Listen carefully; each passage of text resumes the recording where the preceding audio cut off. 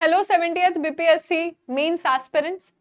अब सिर्फ 20 दिन और उससे भी कम समय बचा हुआ है और लास्ट मोमेंट में आप अपना रैपिड फायर रिवीजन कर रहे होंगे। इस सेशन में हम डिस्कस करने वाले हैं कि पॉलिटी के करंट अफेयर्स के टॉपिक्स कौन से हैं ऐसे जो बिल्कुल आपको एक बार रिवाइज करके जाने चाहिए। ये आपको दो जगह हेल्प करेंगे। पहले तो जो आपका जीएस पेपर 1 है, जीएस पेपर 1 में जो आपका करंट अफेयर्स का पोर्शन है, यानी कि क्वेश्चन नंबर 4, क्वेश्चन नंबर 5 और क्वेश्चन नंबर 6, ये आपके तीन क्वेश्चंस जो जीएस पेपर 1 में करंट अफेयर्स के क्वेश्चंस आते हैं, यहां पे पॉलिटी का कौन सा क्वेश्चन आ सकता है, यहां पे हेल्प करेंगे।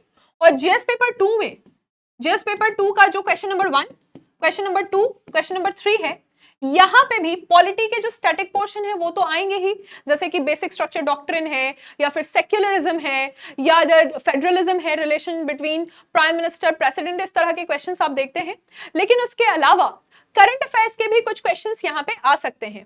तो इस सेशन में सिर्फ 2 से 3 मिनट में आप जान लीजिए कि पॉलिटी के कौन से क्वेश्चंस आपके करंट अफेयर्स के लिए इंपॉर्टेंट है।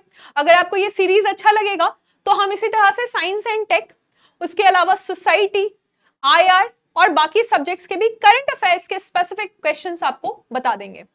सबसे पहला जो टॉपिक इस बार आ सकता है वो है फ्रीबीज, यानी कि इलेक्शंस में जो पॉलिटिशियंस फ्री अनाउंस कर देते हैं कि फ्री बिजली, फ्री पानी, फ्री एजुकेशन, फ्री हेल्थ, तो इनको हम फ्रीबीज कहते हैं।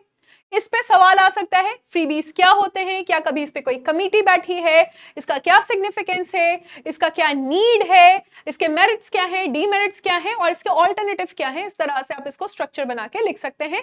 38 नंबर वाले में आप इसको तैयार कर लीजिएगा। बिहार के इलेक्शन के साथ भी जोड़कर इसको लिखा जा सकता है कि किस तरह से पॉलिटिकल पार्टीज लोगों को ज्यादा अट्रैक्ट करने के लिए ये फ्रीबीज अनाउंस करती है।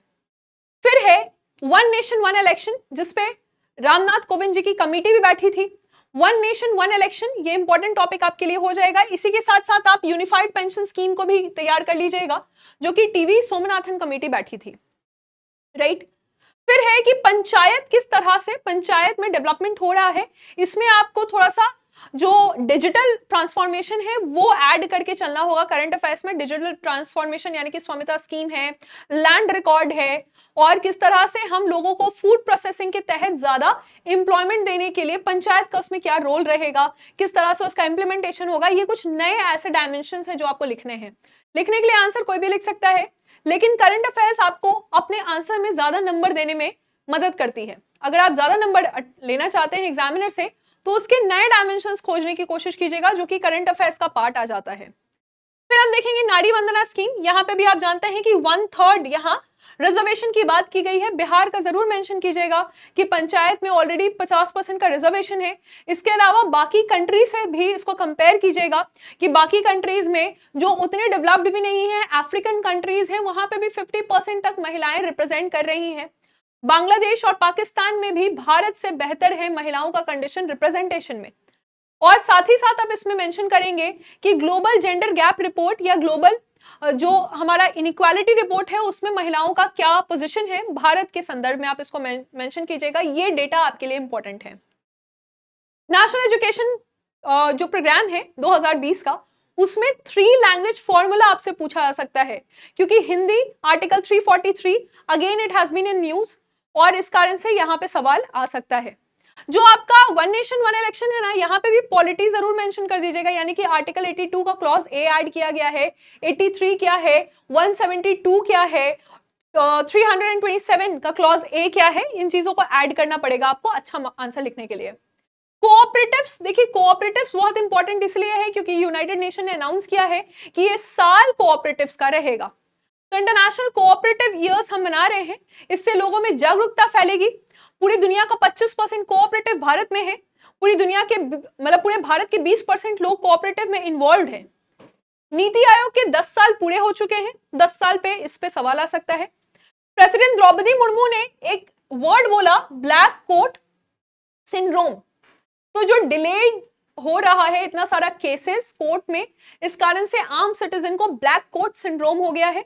यहां से भी एक शॉर्ट नोट क्वेश्चन आपसे पूछा जा सकता है। अगर नहीं भी पूछा जाएगा, आप अगर जुडिशरी का आंसर लिख रहे हैं, तो आप करंट अफेयर्स को उसमें ऐड कर सकते हैं कि हाल ही में ब्लैक कोट सिंड्रोम भी न्यूज में रहा है। इसके बाद आप देखेंगे यहाँ पे लोकपाल एंड लोकायुक्त, ऐसा इसीलिए क्योंकि 1 साल का पूरा टेन्योर कंप्लीट हुआ है, तो लोकपाल और लोकायुक्त पे सवाल आपसे पूछा जा सकता है। फिर हम देखेंगे यहाँ पे election commission of India, obvious बात है क्योंकि इस बार लोकसभा का इलेक्शन हुआ है। बिहार के संदर्भ में आपने लिखना पड़ेगा कि क्या reform election commission of India लेकर आ रही है, यानी कि बिहार में कहा गया है कि एक पूल पे एक जो पुलिंग बूथ है उसमें 1200 से ज्यादा लोग नहीं रहेंगे, और कितने पुलिंग बूथ खुल रहे हैं बिहार में, कितने न्यू वोटर्स हैं, न्यू वोटर्स के लिए क्या अपॉर्चुनिटीज हैं, कौन से कैंपेन चलाए गए हैं, शीप प्रोग्राम क्या है, या चंद्रयान से चुनाव तक ये दिल्ली लेजिस्लेटिव असेंबली में यूज किया गया था। तो इस तरह के कैंपेन, मेरा वोट मेरा अधिकार, इन चीजों को अगर आप मेंशन कीजिएगा तो आपका आंसर और ब्यूटीफाई हो जाएगा। तो कन्वेंशनल चीजों से हम बचेंगे। इंटरनेट शटडाउन, इंटरनेट शटडाउन आप प्रेसिडेंट्स रूल के साथ लिख सकते हैं। प्रेसिडेंट रूल जो कि इस बार मणिपुर में लगा, और हम जानते हैं कि मणिपुर में 11 बार प्रेसिडेंट्स रूल लग चुका है। जब से हम आजाद हुए हैं उस दिन से लेकर आज तक हमारे पूरे देश में 134 बार प्रेसिडेंट्स रूल लग चुका है। 1966 से लेकर 1977 तक अकेले 48 टाइम्स प्रेसिडेंट रूल लग चुका है। करंट अफेयर्स का तड़का जरूर लगाइएगा, अगर आपको पॉलिटी में भी इसको लिखना होगा, you will get better marks. Governance and AI, इस पर बिल्कुल बिल्कुल ये very very very important question हो गया। ये आपका पूछा जा सकता है साइंस में, ये क्वेश्चन पूछा जा सकता है करंट अफेयर्स में, ये क्वेश्चन पूछा जा सकता है पॉलिटी में, क्योंकि भारत इस बार जीपीएआई यानी कि जो एआई का समिट है उसमें भारत और फ्रांस ने पहल भी की है। Bharat already global partnership on artificial intelligence का मेंबर है। ब्लेचले कन्वेंशन आपसे पूछा जा सकता है, या फिर पहली बार यूरोपियन यूनियन का जो काउंसिल है उसने एक लीगली बाइंडिंग लॉ बनाया है, इस पे सवाल आ सकता है। पॉलिटी से रिलेटेड डिस्कशन हो रहा है यहाँ पे। सिटीजनशिप में क्लॉज 6A को जरूर देखिएगा, असम अकॉर्ड को जरूर देखिएगा, क्योंकि फिर से ये जो असम अकॉर्ड है ये न्यूज में रहा है। ईयर 1985 जो राजीव गांधी जी के समय में साइन किया गया था वो भी न्यूज में रहा है। लैंड रिकॉर्ड डिजिटलाइजेशन पे शॉर्ट नोट लिखा जा सकता है कि इसके क्या फायदे हैं, इसके क्या नुकसान हैं, हम अभी कहां लैग कर रहे हैं, टेक्नोलॉजी अभी नहीं है। ई दाखिल पोर्टल को भी जरूर लिख लीजिएगा, एक शॉर्ट नोट 7 मार्क्स वाले में। 23rd law commission, 16th finance commission, ये दोनों ही आपका जो इंस्टीट्यूशन है वो न्यूज में रहा है। इसके नए करंट अफेयर्स हैं, इसको आप जरूर ऐड कर लीजिएगा। कौन इसको बनाता है, जो पॉलिटी कंसेप्ट है वो तो लिखेंगे ही, जो आपका स्टैटिक पोर्शन है, लेकिन नए करंट अफेयर्स को भी ऐड कर लेंगे। ब्लड मनी एक लास्ट है, ऐसे आईआर में भी डाला जा सकता है। तो ब्लड मनी का जो कंसेप्ट है कि अगर किसी इंडियन ने कोई मर्डर कर दिया है मिडिल ईस्ट में, वहां ब्लड मनी का लॉ है कि अगर उनके रिश्तेदार माफ कर देते हैं, जो विक्टिम है उनके रिश्तेदार माफ कर देते हैं, तो इस पे भी एक कानून आया था, इसको आप लिख दीजिएगा। इसके अलावा आप देखेंगे कि एक हेमा कमेटी न्यूज में है, लेकिन वो हम डिस्कस करेंगे जब हम सोशल इश्यूज को कवर करेंगे। तो इस तरह से 5-6 मिनट का आपको एक वीडियो रोज दे दिया जाएगा एक टॉपिक से रिलेटेड, जो कि आज पॉलिटी एंड करंट अफेयर्स था। आप इन सारे टॉपिक्स को जरूर रिवाइज कर लीजिएगा, ये सबसे इंपॉर्टेंट टॉपिक्स हैं आपके करंट अफेयर्स और पॉलिटी के लिए। Thank you. और अनाउंसमेंट एक छोटा सा ये है कि अभी क्या करना है, तो अभी टेस्ट सीरीज बनाना है, ठीक है। उत्कर्ष के ऐप पे आपको ये टेस्ट सीरीज मिल जाएगा, मैक्सिमम क्वेश्चन लिखने की प्रैक्टिस कीजिए। जितने भी टॉपिक्स मैंने बताए हैं उसके क्वेश्चंस आपको इस टेस्ट सीरीज में मिल जाएंगे। ये उत्कर्ष के ऐप पे आपको सिर्फ 2000 रुपीज का मिल जाएगा, अभी आप इतना इन्वेस्ट कर सकते हैं। इसको यूज करें और इससे अपना जो फीडबैक है ना, वो फीडबैक बहुत जरूरी है। बहुत अच्छे से कॉपी चेक होता है, एक एक कॉपी, क्या उसमें करना है, क्या और चीजें आपके आंसर में अच्छा है, क्या और ऐड करना है, ये आप यहाँ से ले सकते हैं फीडबैक की तरह से। Thank you.